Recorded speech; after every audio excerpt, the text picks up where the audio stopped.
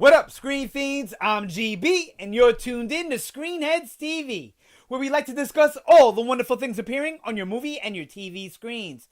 In this episode, I'm going to give my review of The Walking Dead's 100th episode. That's going to be Season 8, Episode 1, titled Mercy.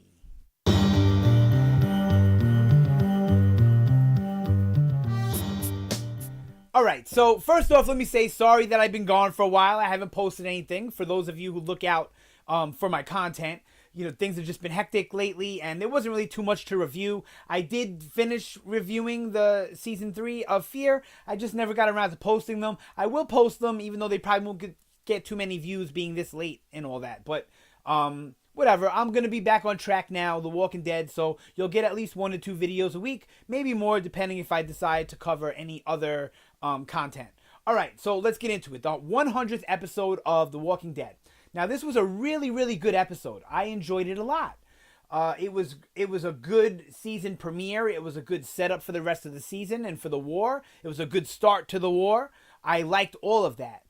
With that being said, I expected more from the 100th episode because those of you who read the books, the 100th issue was the death of Glenn, the introduction of Negan. It was a whole big deal. And not that this episode wasn't a big deal, because it is. It means a lot. I just thought it was going to be a little more hardcore, a little more action-packed, a little more exciting, seeing as how it's the 100th episode. I'm also surprised they didn't try and give us an extended, a 90-minute or a 2-hour, and then squeeze in a whole bunch of extra action. And they really didn't do that.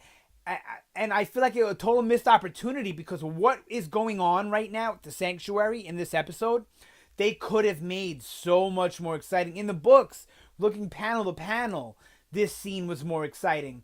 So that's the only negative I have to this episode. Now, I see a lot of people complaining about the structure of the episode being the problem, the weak point.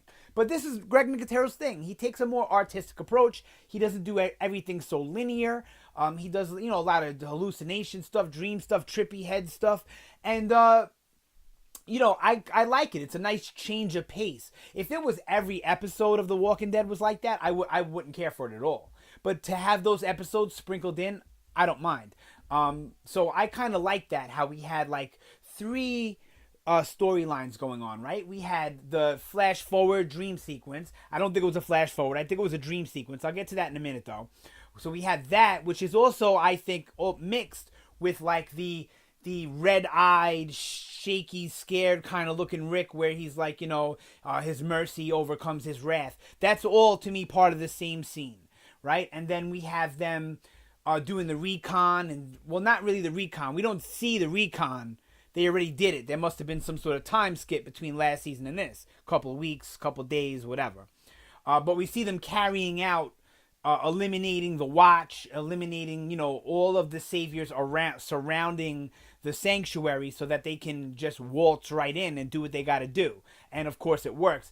And like I said, more to that in a second. So, and then we had that, and then we had them actually carrying out the plan, right? Actually going to the Sanctuary and all that other stuff. So we get these 3 timelines, and, the way they did it, I can see how some people could be confused. Not everybody's an eagle-eyed viewer like me, or maybe like you are, right? Some people don't pay close attention to the TV shows as us. Not everybody's a freak like us, So I can see how a lot of people could get confused on what was happening when. Other than the dream sequence thing. But even that, a lot of people were confused. I don't think they got that was connected to the quivering red-eye Rick. I don't think a lot of people got that. I don't see a lot of people talking about that. But, alright, so let's get into that. So that, to me, that was definitely one scene. So either Rick is wounded, or it's the end of the war and Rick is about to kill Negan, or maybe it's right before he gets captured, because we know he gets captured from the trailers. It's definitely not while he's captured, because he's at the garbage heap when he's captured, and he's inside of like a containment unit, like a trailer type of thing. And so I really don't think that he's there already, but it could be when he first, I don't know. To me, it looks like he's about to do something terrible in the heat of the moment, and he stops himself with this dream, whatever. I'm sure he's probably wounded at the same time. If the conflict resolves itself the way that it resolves itself in the book, then I can totally see this being the end of the war that we're seeing. That dream hallucination and Rick, like, his mercy overcomes his wrath. I can see all of that being the very end of this season, or at least the end of the war. Maybe they don't go the whole season. Maybe they only go half, which I think would be a big mistake. I think this whole season should be all out war. All right, so yeah, so then we get that dream sequence where they mention the fair, and you see Michonne. You don't see Carl, but you hear him. You see Judith, and she's older, and then Rick's all old and everything. You hear the music out there. You see people working and living life, and everything looks beautiful and wonderful. And it's the way that Rick envisions things to be after this war is over. It's the world that Rick wants to create. And that's why I think it's a dream sequence, not a flash forward. I think it's going to play into the end of the war when we get to the next part of the story, A New Beginning, which will probably be season 9. We're gonna get this dream sequence as being the catalyst to the changes and the things that Rick is gonna do to make the communities work the way he wants to, right? So he's gonna use this dream. Oh, I had this dream about a fair. Let's throw this big carnival. Me and Michonne found this amusement park way back. I don't think we're gonna get that time skip that we get in the book. That 2 year, at least not. Maybe we're not gonna get the time skip that we see in the dream. I don't think we're ever going to get Old Man Rick for a whole season. Maybe in flashes, but not in the whole season. So I think it's going to be not as much of a time skip as people think it might be after the war happens. Right? All right, so that's what I think about the dream sequence. I think it's foreshadowing Rick's plans. I don't think it's actually a flash forward. It's a dream that he's going to use to go forward. All right, enough rambling on that one. All right, then we have them carrying out the execution of the saviors. I love this, the way it was handled. Because think about the way that Negan handled Rick. Smart, very stealthy, right? Rick is this way. But when Rick was first dealing with Negan and he underestimated him and he was overconfident and full of hubris, what happened? Rick got bested by Negan, right? So now Rick has to go back to his old ways of being smart and calculating and really using his brain above the bullets. And he did that perfectly, the whole group. They took out everybody, just as planned. There was no issues. And we see signs of that badass Rick that, from season 5, from season 4, that Rick that really didn't take no shit, that was just about getting stuff done. And we're starting to see that Rick come back, but in a more evolved way. And that's why I love The Walking Dead. Everything evolves. Everything changes. The story, the characters, even the way that they handle the storytelling, it always changes. And it keeps everything fresh and exciting. So now, people will say, oh, we're just going to get crazy Rick again. No, we're going to get crazy smart Rick now. Before we just had smart Rick, and then we had crazy Rick, and now we're going to get the combination of the two because he's evolving, he's changing, just as most of the characters are. And that's one of the best things about The Walking Dead. All right, so we had them take out everybody, which, like I said, went like clockwork. You see the whole plan getting set up, Daryl leading the walkers, all of that stuff, with Morgan and Carol and blah, blah, blah. And then we get the speeches, which the speeches were great. A lot of people can't stand Ezekiel because he's so corny, but, I laugh. I like his character in this world because it's refreshing, it's different. Yeah, it feels strange, it feels out of place. At times it even feels stupid. But if you think back to his explanation to Carol on why he speaks this way and behaves this way, then it makes it feel, not as silly. I mean, it actually kind of makes a little bit of sense. I'm not going to get into that in this video. Maybe the next one, or I'll do another video just focusing on that or whatever. So that's all we got for that second storyline. And then we have the main storyline of the episode, and that's them carrying things out in the sanctuary. Now, I really like the way this was handled, as far as the way Rick was, the way the team was, the way Gregory was, the way Negan and his crew was. I thought all of that was handled really well. Rick's badass, the way he spoke to Negan, mirrored the way Negan spoke to him and treated to him, and I liked that a lot. I thought they did a really good job at that, because one thing that the books do really well with these two characters of Nick and Rick, Nick and Rick, Negan and Rick, is even though they're so different, they're very, very similar in a lot of ways. And you see it throughout the course of their interactions and the way their relationship is, you know, if you can call it a relationship.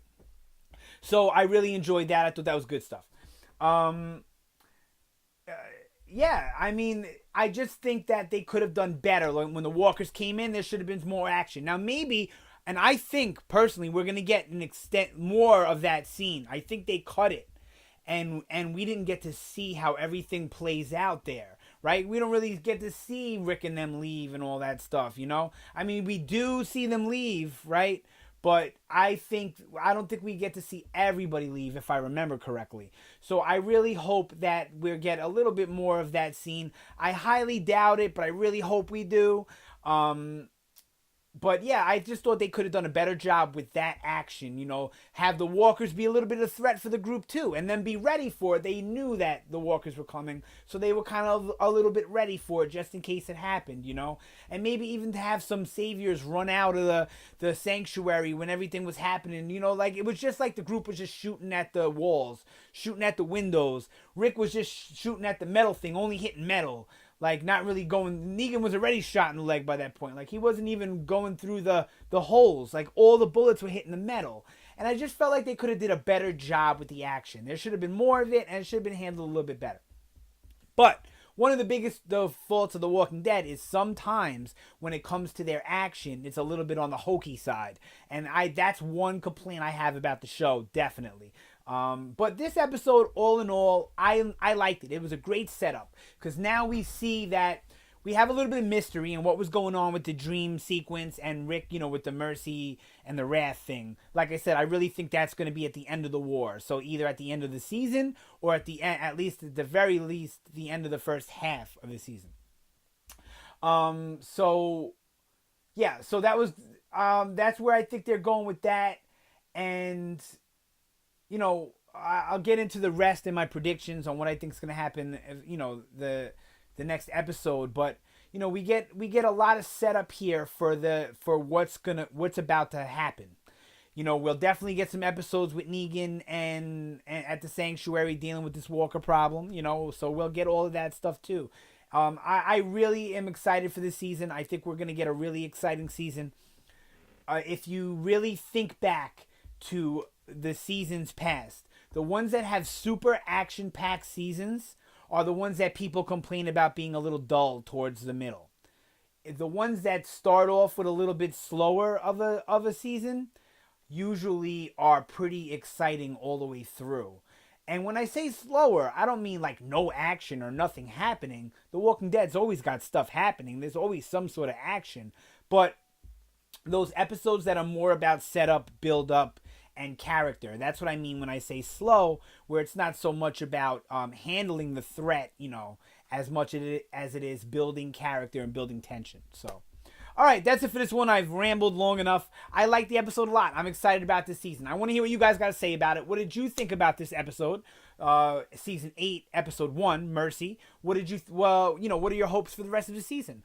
You know, are you excited after episode 1? Are you nervous? Are you scared that you don't think it's going to be good? I want to hear it all, so sound off down below. Don't forget to like, share, subscribe. I've been gone for a while, so, you know, I want to try and, you know, start to build things up. I'm always losing subscribers here and there, especially when I don't post, so I'm trying to get better with that.